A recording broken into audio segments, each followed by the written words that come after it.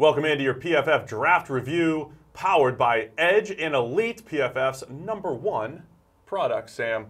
Today it's all about the defending world champion Philadelphia Eagles. That's right, Eagles fans. You guys were world champs last year. Soak it all in. You guys traded back out of the first round, but you still got a first-round talent, Dallas Goddard, our top tight end on the board. You got him at 49 overall. Thought it was a great value pick to get our top tight end, who's just this beautiful mismatch weapon to add to Carson Wentz's weapons on offense. Absolutely. World champs. They play a lot of football in the rest of the world, do they? Oh, yeah. Is there another team in the world that could have beaten the Eagles last year? Let's not get bogged down in that. Let's focus on Dallas Goddard Maybe the top team in Ireland wants to step up. Hey, we could do it. Dallas Goddard, fantastic prospect. Really interestingly, he was compared to two guys extensively in this pre-draft process, and one of them was Zach Ertz, the guy that's now going to be his teammate and a partner in crime in that tight end room in Philadelphia. The other one was Travis Kelce in Kansas City. I think Goddard becomes a really interesting addition to this offense because they are all about 12 personnel. That's one back, two tight ends, trying to get mismatch weapons on the field as much as humanly possible. Trey Burton was that guy last year, didn't see a whole lot of time, but Dallas Goddard, I think, has more to give than Trey Burton did, especially as a receiver. He's a bigger threat, a much more dynamic weapon with the ball in his hands. You team those two guys together. Brent Selleck has obviously gotten way up in years.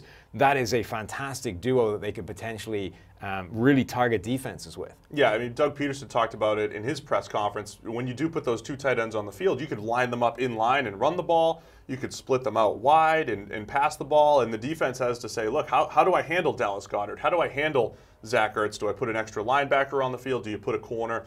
And you adjust your play calls off of that.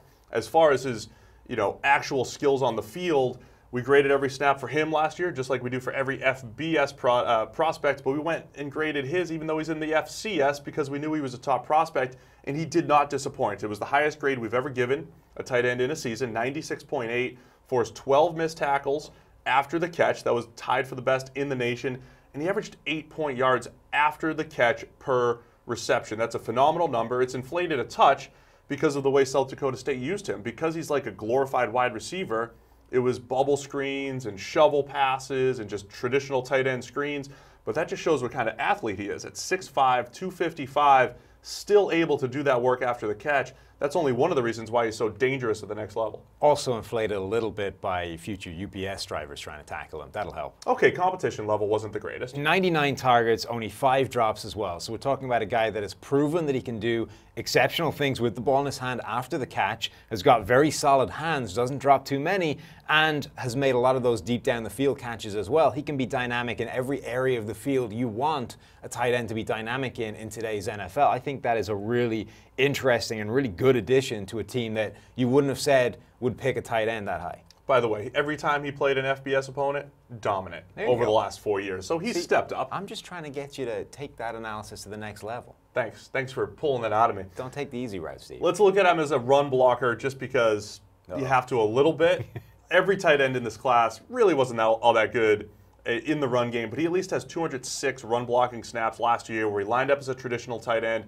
He's not overly powerful, but he at least has decent enough technique to get in the way, is what I keep saying. There you go. So I think he's got the ability to get in the way at the next level and maybe not lose as quickly as some other tight ends in the class. How's that for my run blocking analysis for Goddard compared to others in the class? So either way, our top tight end on the board and a guy that we really, really liked that we think the Eagles will use well. So I do think they'll get a lot of value out of him.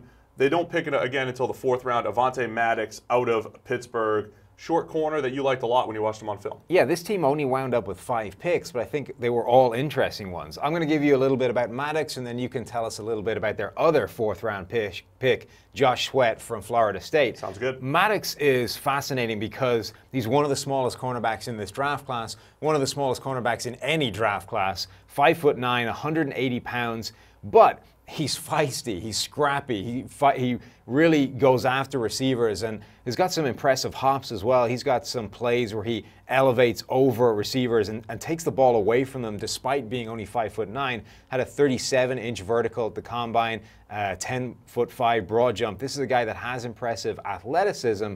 And he's made a lot of plays in college. When you look at his spider chart, which is all stuff you can see in the PFF draft guide and get an indication of how he performed compared with the rest of this draft class, the thing that really stands out, the spike on his spider chart, is his Playmaker Index. So that is plays on the ball, whether it's interceptions, pass breakups. 30 pass breakups over the past 4 seasons, at 8 interceptions in the past 3 seasons. This is a guy that does make a lot of plays on the ball, and if it wasn't for the fact that he was 5'9", I think he would be a much higher rated prospect. But of course, in today's NFL, when you're 5'9", you're going to play the slot at the next level. You're not going to be trusted to play outside, and that is where Philadelphia does have a hole in the secondary. They've actually got a really strong-looking group of corners now, but they're all perimeter guys. They're all bigger, longer corners that are best on the outside.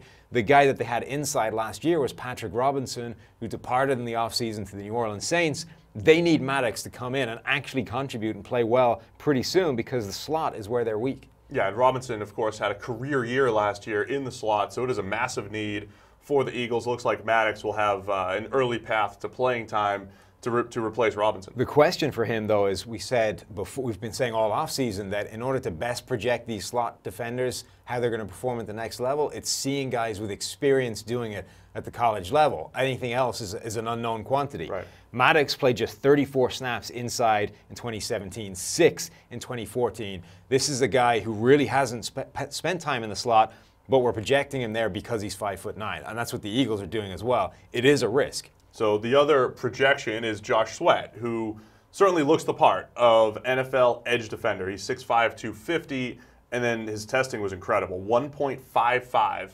10-yard split. That's explosive, which does show up on the field. 4.53, 40, vertical at 39.5. All these numbers I'm giving you are just exceptional for a man his size.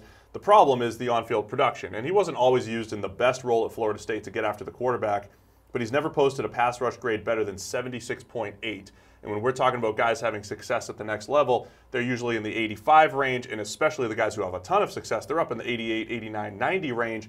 He wasn't even close. He also has 2 years, 50, 47, in that range. So he's always been a better run defender than a pass rusher. So there is a massive projection for Josh Sweat, even though he has all the tools to get after the quarterback. Last year was his best season overall. 82.9 was the overall grade. This is all in the PFF draft guide. You can see the entire breakdown, plus the notes from our analysts that really describe his skill set. So I think the question mark for Josh Sweat, he's a very good run defender. That explosion and all that length and all the stuff that you normally like in a pass rusher shows up in the run game. Is there a path to him eventually developing his game as a pass rusher? Because we just haven't seen it yet. And one of the best things that we've found in our grades, we have 3 years watching guys go from college to the NFL, those pass rush grades, very consistent. And the guys that produce in college generally produce in the NFL. So Sweat would have to be an anomaly if he was going to produce. But in the 4th round, with that athleticism profile, looks pretty good. That's a concern, but if there's anything to the idea that going to surround yourself with greater competition helps, iron sharpening iron, he is landing in a team that has the best front 7 in football, 7 guys deep last season that could all get after the passer. If he's going to learn to do it anywhere, it's going to be in Philadelphia. Absolutely. They're loaded. Now we're going to tap into your rugby expertise for their 7th rounder, straight out of Australia. Tell me all about him, Sam. I wish I could. I was so excited. They take a rugby player late in the draft, but he plays rugby league. I know rugby union. I have no idea who this guy is. I know the team he played for, the South Sydney Rabbitohs. They're legit, but I have no clue if this guy was any good or not, other than the fact that I saw his highlight reel like everybody else, and he seemed pretty adept at being able to skittle people left and right as he ran through them. What's interesting is that they're going to play him at tackle, which I'm not sure that's the most obvious transition for a guy who's shown the ability to run the hell through everybody in his path. You have one real, strength when it comes to all these videos in the NFL rugby draft, and you failed. I lean on you for rugby expertise, and you're telling me you didn't know enough about, what is it, rugby league? Yeah, draft a guy from rugby union. I'll be able to tell you anything you want to know. Rugby league, not so much. So Jordan Mailata, we have no scouting report on him because Sam didn't do his research, but he did look great with the ball in his hands. Why would you make this guy a tackle? Make him another tight end with Dallas Goddard. Yeah, or a defensive player. What is getting after the passer? It's not running the hell through an offensive tackle. Yeah, well, we'll see how he develops. Either way, we'll see if there's a future for Mailata. A short, small draft for the Eagles, but a lot of potential, especially with second-round pick Dallas Goddard. That is your PFF draft review, powered by Edge and Elite.